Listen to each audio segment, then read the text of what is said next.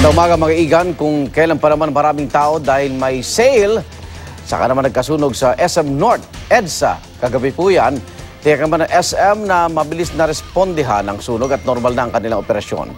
Mula sa Quezon City, may unang balita live si Mav Gonzalez. Mav. Iga, nagkagulo nga kagabi dito sa SM North EDSA matapos sumiklab ang isang sunog. Mabuti naman na walang nasaktan sa insidente.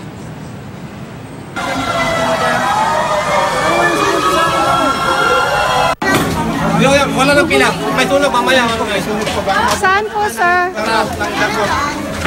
Kahit may mga bumbero na, tuloy pa rin ang mga namimili sa SM North EDSA pasado alas 8 kagabi. Nasunog ang warehouse sa ika-4 na palapag ng mall kung saan nakaimbak ang mga laruan. Mabilis inakyat sa ikatlong alarma ang sunog. Nung nag-i-start pa lang kami ng operation, kinausap na namin yung mga security dito na evacuate na yung area, yung mall. Mag-evacuate na sila. Kasi baka mamaya biglang mawalan ng ilaw, magkaroon ng stampede. Kaya habang may ilaw, pinalabas na po namin sila. Pero hindi agad naglabasan lahat ng tao. May ibang ang nagbayad pa ng mga pinamili sa cashier. Sa cellphone video na ito, makikitang mausok sa loob ng department store pero hindi makapal. Kaya ang mga tao, tuloy pa rin ang shopping lalo't nataong may sale sa naturang mall. Ang iba naman hindi alam na may sunog na.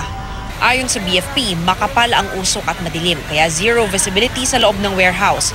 Kinailangan gumamit ng breathing apparatus ng mga bombero. Ang ilan sa kanila, isinakay sa ambulansya paglabas para mabigyan ng oxygen. Pero wala raw nasaktan sa insidente. Pasado alas 10:30 ng gabi, idineklara itong fire out.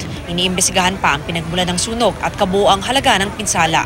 Pag ang ating warehouse, walang pumapasok na hangin at puro init, pwede mag-cause ng apoy yan. Diba? Kailangan may ventilation. Hindi ko naman sinasabi doon nag-umpisa, ha? Pwede yun. Pero kasi sa nakita ko, wala silang ventilation. Pero sila malayo eh. Yung sprinkler po ng SM, gumana po yun. Kaya lang sa tagal kasi masyadong mataas po ang ceiling nila. Kasi yung bago pumutok po yung sprinkler, kasi sa temperature yun eh. Masyadong mataas. Sinabi ko, ibaba yung kanilang sprinkler. Parang nangyari sa Resort World. Walang opisyal ng SM Malls na humarap sa media.